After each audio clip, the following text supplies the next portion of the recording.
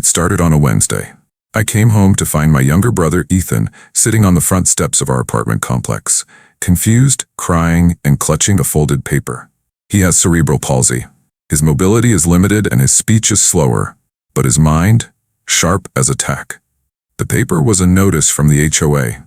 Due to unauthorized modifications, ramp installation, and ongoing non-compliance with community aesthetics, tenant is hereby subject to eviction proceedings.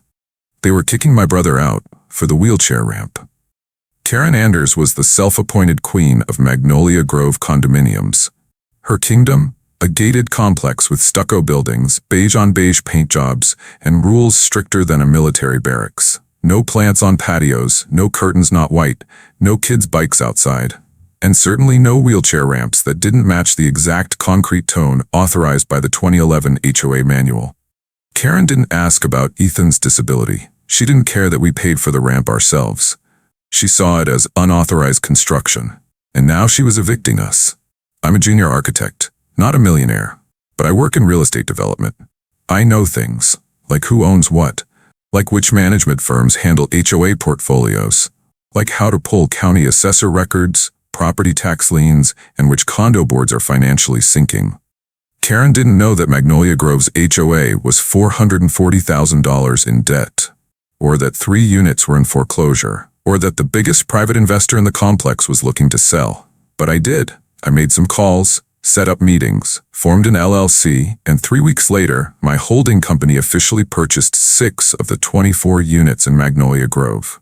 That made me the largest stakeholder. Legally, that meant I could run for HOA board leadership. And guess what? The HOA bylaws didn't require you to live in your unit, just own one. Karen never saw it coming. The next HOA board election was scheduled for early March. I submitted my candidacy anonymously, under the LLC's name. On election night, Karen stood smug at the podium. She expected another term as president. What she got was a 64% vote swing, to me. Her jaw dropped when I walked up and introduced myself. Hi, I'm now president of the HOA. Also, that eviction notice, null and void. You could hear a pin drop. First order of business as new HOA president, audit everything. Karen had been using HOA funds to install security cameras outside her unit, and her unit only. She had HOA contractors repaint her garage 3 times in 1 year. She approved late fees for residents, but waived her own.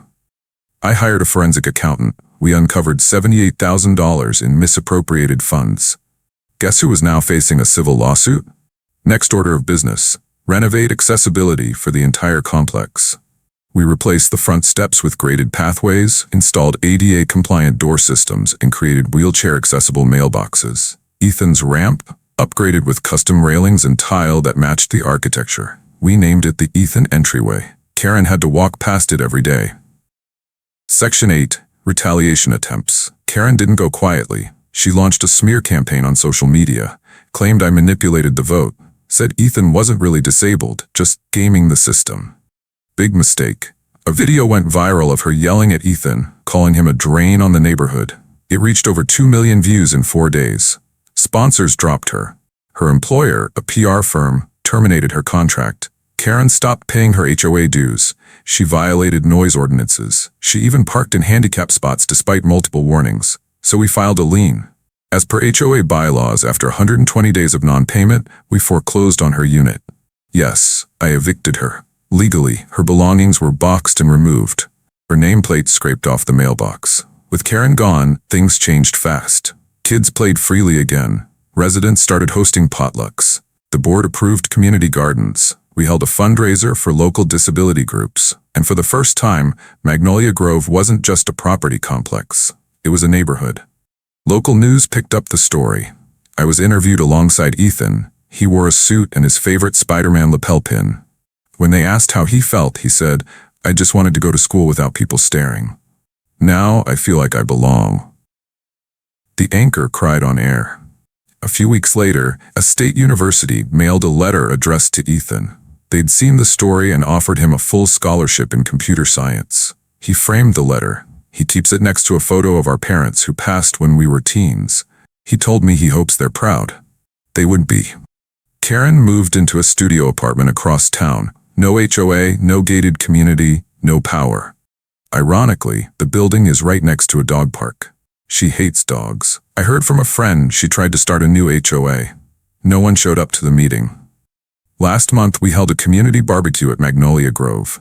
Ethan grilled hot dogs. Neighbors brought desserts. An elderly woman who hadn't spoken at meetings in 10 years sang karaoke.